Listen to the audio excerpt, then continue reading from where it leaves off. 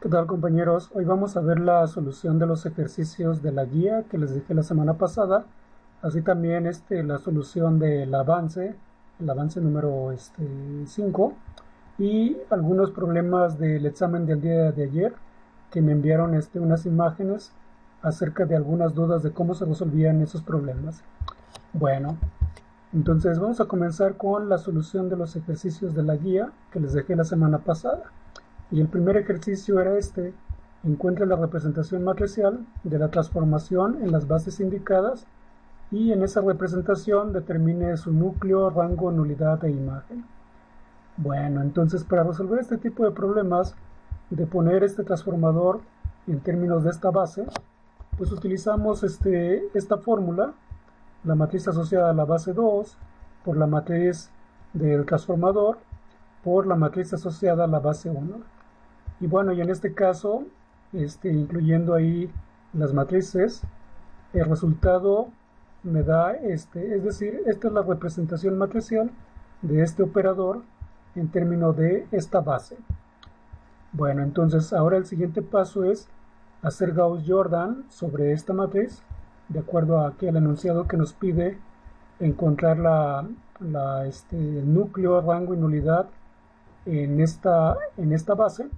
Entonces, haciendo Gauss-Jordan, encontramos que el núcleo pues es 0, o sea, no tiene núcleo, la nulidad como consecuencia es 0 y el rango es igual a 2. Bueno, entonces esa era la solución de este ejercicio. Ahora, los siguientes ejercicios eran determinar los valores característicos de las siguientes matrices. Entonces, voy a checar el procedimiento y los valores característicos a los cuales debieron de llegar para cada una de las matrices son los siguientes. Para la primera, el valor lambda 1 es el número imaginario i y el valor lambda 2 el número imaginario menos i. Para la segunda matriz, estos son los valores característicos. Para la tercera matriz, estos son los valores característicos. Y para la última matriz, estos son los valores característicos. En los exámenes parciales y exámenes finales vienen problemas de matrices de 3×3 relacionada a valores característicos. Generalmente nunca vienen matrices de 2×2, pero bueno, ya han tomado práctica y pues ya saben cómo encontrar los valores característicos. Bueno, vamos ahora a pasar con los avances, el avance número 5, y vamos a comenzar con el avance número 5 de robot manipulador de 4 grados de libertad. Entonces, lo que les pedí es que ustedes eligieran arbitrariamente los valores de θ1, θ2, θ3 para saber en qué posición quedaba la punta del herramental, es decir, esta pinza, en términos de estas coordenadas o en términos de la base fija. Entonces, obvio, para poder conocer la posición X, Y, Z de esta pinza respecto a este sistema de coordenadas, debieron ya saber cuánto valen las longitudes que quedaban ahí en los parámetros de Navier-Kartenberg. Bueno, en mi caso, las longitudes que yo medí fueron las siguientes. Estas longitudes están en centímetros. Por ejemplo, la longitud A2, 8.4 centímetros. La longitud A4, 8.7 centímetros. Entonces, puede haber variación en lo que midieron ustedes y en lo que medí yo.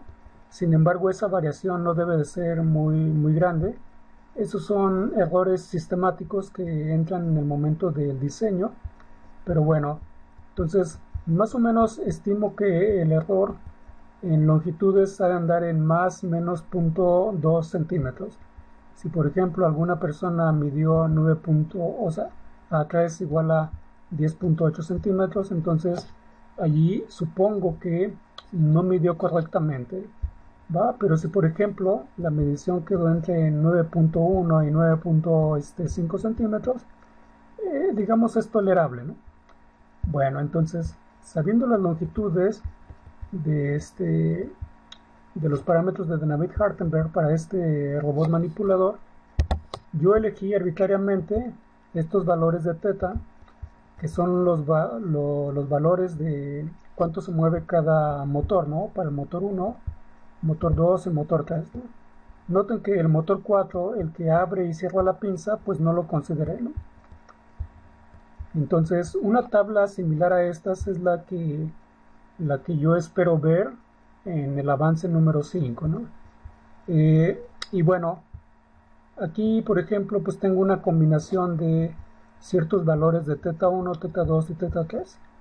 Si nosotros suponemos que los servomotores tienen gran definición para movimientos de cada 15 grados, entonces, por ejemplo, como cada servomotor gira a 180 grados, entonces tendría 12 combinaciones posibles para θ1, ¿no? O sea, puedo elegir 12 valores posibles para θ1, 12 valores posibles para θ2 y 12 valores posibles para θ3. ¿Por qué sé que son 12? Porque 180 entre 15, pues me da 12, ¿no? Entonces, 12 al cubo me da como arriba de 7000, es decir, con todas las combinaciones que tenemos para el proyecto de 4 grados de libertad, todas las combinaciones que tenemos para los valores de los ángulos, asumiendo que podemos mover cada servomotor cada 15 grados, es decir, 15, 30, 45, etc., tenemos más de 7000 combinaciones posibles o más de 7000 posiciones posibles para la punta del herramental. Entonces, eso sería el espacio de trabajo de nuestro sistema, es decir, tenemos muchas combinaciones posibles para dejar la punta del herramental en diferentes posiciones. Y ese era el objetivo del avance 5, que notaran ese detalle, o por lo menos ya se los estoy explicando, ¿no? Ahora, hay otro detalle, y este detalle lo voy a explicar porque una persona me preguntó que si estos valores de x, y, z eran coherentes. Tengan en consideración, por ejemplo, que el ángulo θ3 se mide respecto a este eje que es el x2, ¿no? Entonces, en base a ese eje y respecto a esta coordenada x3 se determina el ángulo θ3, ¿no? Entonces, sí son valores coherentes siempre y cuando consideren que esos ángulos se miden con respecto a ciertos ejes y no respecto al eje de la base canónica. Bueno, quien tenga mayor duda en esto que acabo de explicar me puede preguntar vía Microsoft Teams. Más adelante les voy a decir cómo vamos a hacer reuniones, y lo más seguro es que vamos a hacer reuniones vía únicamente por equipos. Bueno, para el detalle del robot manipulador de 6 grados de libertad, pues fue un ejercicio similar al proyecto anterior, al proyecto de 4 grados de libertad.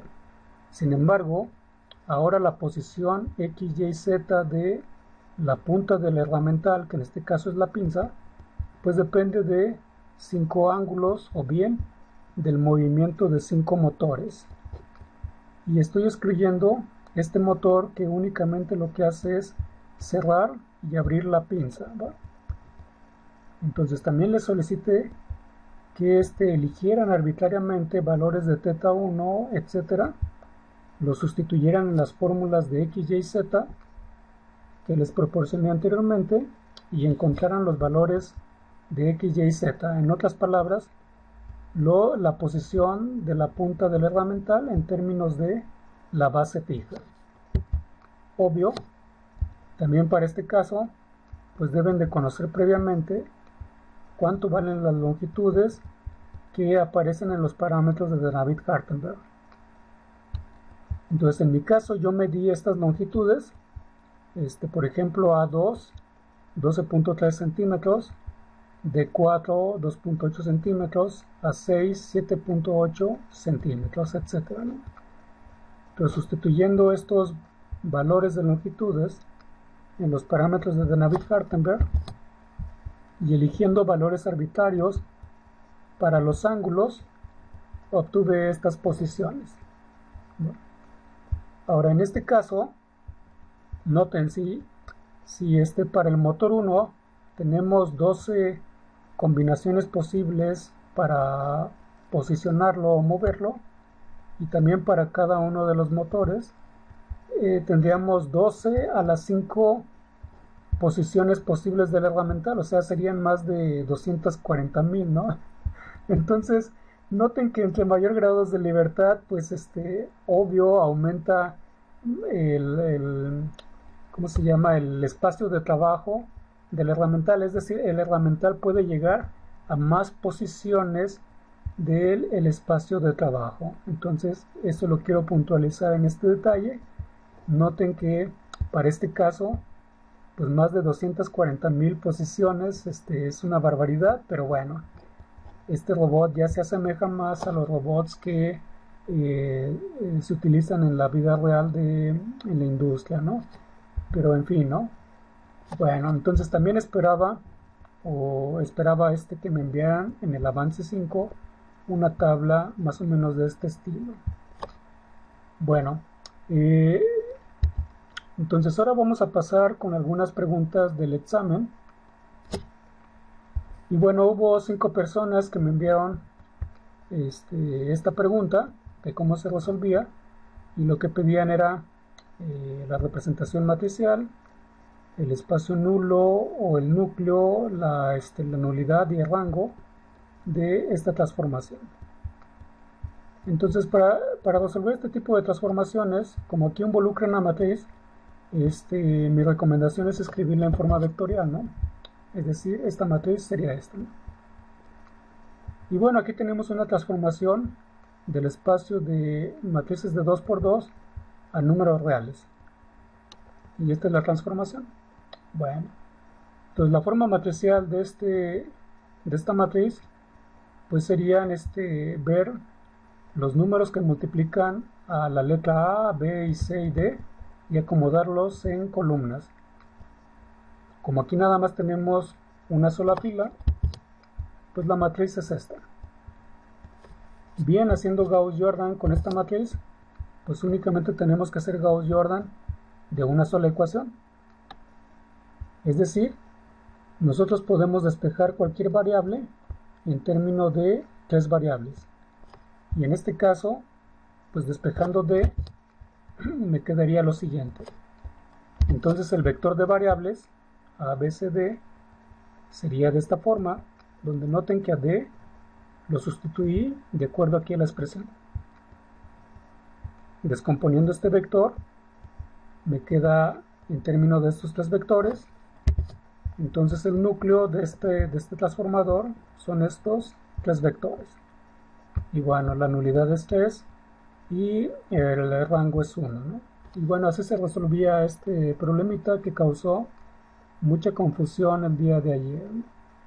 Bueno, entonces, ya para terminar el día de hoy, voy a dar detalles del avance número 6 del proyecto. Y este avance consiste en ya meternos un poquito en la programación o en el sistema de control del robot manipulador. Y bueno, en este avance el propósito es predefinir movimientos de robot manipulador. Es decir, vamos a hacer algo análogo al avance 5. Nosotros vamos a darle valores arbitrarios a los ángulos θ1, θ2 o los θ5, dependiendo del proyecto que estén haciendo. Y pues el robot entonces se va a mover esos ángulos, es decir, los motores se van a mover esos ángulos. Entonces, para hacerlo, pues vamos a cargar la librería Servo. Y entonces así, para los que ya se les olvidó, pues así se carga, ¿no?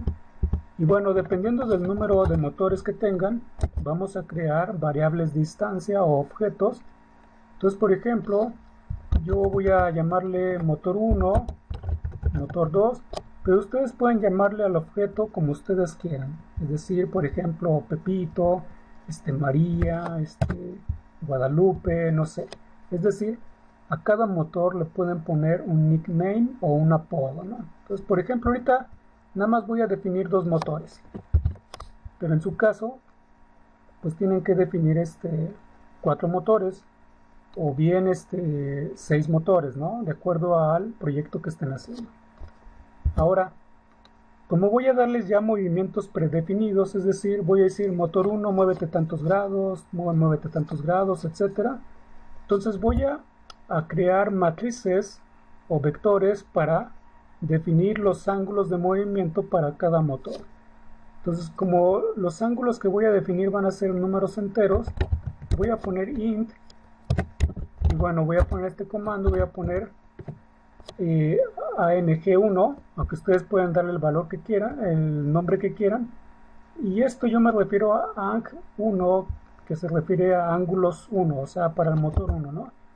Y bueno, entonces lo voy a definir movimientos, 0 grados, no sé, 30 grados, 45 grados.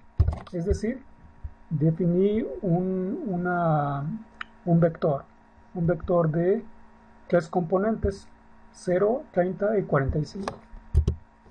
Y bueno, también voy a definir otro vector o ángulos predefinidos, pero para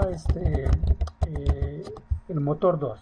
Es decir, por ejemplo, voy a poner 15, no sé, 90 y 125.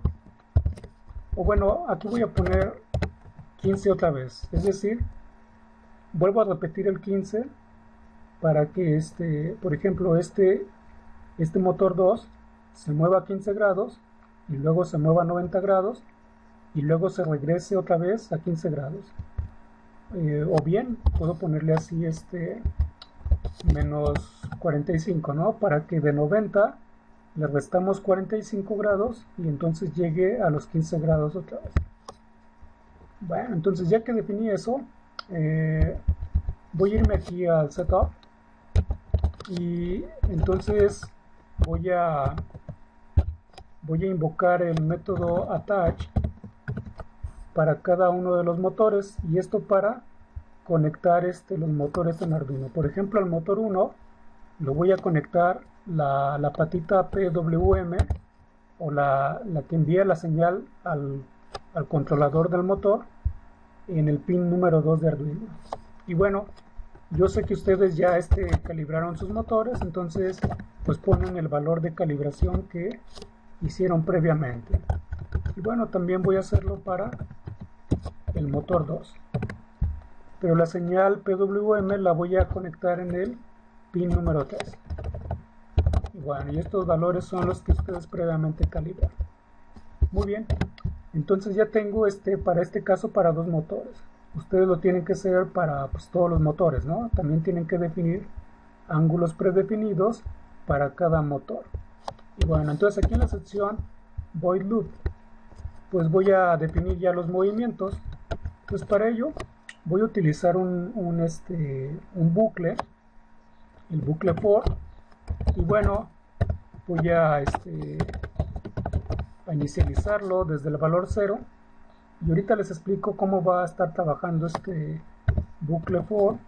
Entonces menor o igual que 2, j más, aquí cierro y bueno, abro, y entonces aquí voy a poner motor 1. Escribir, y entonces aquí pongo 1j. Ahorita les explico qué significa, ¿no? Voy a poner un retardo, no sé, de 1000. Ustedes pueden elegir el valor del retardo, y voy a mover el motor 2. Entonces aquí voy a poner ángulo 2, j. Y bueno, voy a poner un retardo también de, y listo. Entonces déjenles explico cómo funciona esto. Definimos ángulos para el movimiento del motor 1, definimos sus ángulos aquí. Para el motor 2 definimos sus ángulos de movimiento de esta manera. Entonces en esta instrucción le decimos que al Arduino que la señal PWM del motor 1 va conectado al pin 2 y la señal PWM del motor 2 va conectado al pin 3. Muy bien, entonces acá en el método loop, este for lo que me dice es lo siguiente.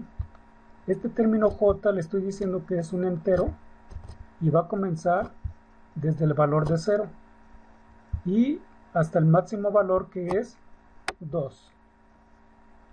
Y va a ir de brinco en brinco en uno, es decir, va a valer 0 en la primera bucle y luego va a valer 1 y luego va a valer 2 y hasta ahí se detiene, porque aquí le puse la condición J menor o igual que 2. ¿Y por qué le puse J menor o igual que 2? Por lo siguiente. Noten, aquí en este vector, la componente 0 va a ser este término, es decir, cuando J sea igual a 0, es decir, cuando aquí el sistema ponga el valor de 0, lo que va a hacer esta instrucción es que va a leer la componente 0 de este vector. Entonces lee la componente 0, que es 0, y entonces al motor 1 lo deja en 0 grados, es decir, no lo mueve.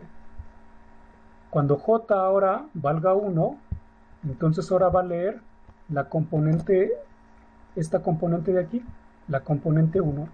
En C y en C++ y en Java empiezan en cuestiones de vectores o matrices, empiezan a leer desde la componente 0, es decir, a la componente 1 le llaman la componente 0, a la componente 2 le llaman la componente 1, ¿no? En fin, ¿no? Entonces cuando J es igual a 1, entonces aquí va a ser 1, entonces esta instrucción lo que va a hacer es, va a leer el valor de la componente 1 de este vector, es decir, que es 30. En otras palabras, aquí va a poner el valor de 30 y eso lo que va a originar es que el motor 1 vaya a moverse 30 grados. Ahora, cuando J sea igual a 2, entonces va a leer esta componente, es decir, J igual a 2 va a leer la componente esta de este vector y entonces aquí va a poner 45 grados y entonces el motor 1 se va a mover 45 grados. Entonces, por ejemplo, podemos asignarle otra componente a estos vectores para que el motor se regrese a su posición original, es decir, si comenzó en 0, que regrese en 0. Entonces aquí tenemos que incrementar hasta J menor o igual que 3, es decir, cuando J sea igual a 3, va a leer esta componente y entonces aquí va a poner 0, es decir, esto va a ser 0 y entonces el motor 1 se va a regresar a su posición original. Entonces con este bucle, ¿qué es lo que estoy haciendo? Para el motor 1, el motor comienza en 0 grados, se espera un retardo, el motor 2 se mueve de acuerdo a los valores que le di aquí a cada uno de los ángulos, se espera un retardo y luego entonces ahora el motor 1 se mueve a 30 grados, se espera un retardo y luego el motor 2 se mueve hasta 90 grados, espera un retardo y luego el motor 1 se mueve a 45 grados, se espera un retardo y luego el motor 2 se mueve menos 45 grados, se espera un retardo y etcétera, ¿no? Entonces así va a estar, es decir, se mueve un motor y luego se mueve el otro, se mueve otro motor y luego se mueve el otro, es decir, es un movimiento secuencial. Más adelante, cuando ya más o menos empiecen a entender este detalle, vamos a hacer instrucciones donde los motores puedan moverse, motor 1, motor 2, etcétera, al mismo tiempo. Pero por lo pronto quiero que ustedes hagan movimientos predefinidos para que vayan viendo ya el movimiento de su sistema y puedan hacer una conexión con el avance 5 de las coordenadas que obtuvieron, para que vean dónde va quedando la punta del herramental. Bueno, este avance es para este domingo que viene a las 12 de la noche. Bueno, por hoy es todo. Dudas, luego las discutimos vía Microsoft Teams. Vamos a hacer reuniones por equipos. Saludos.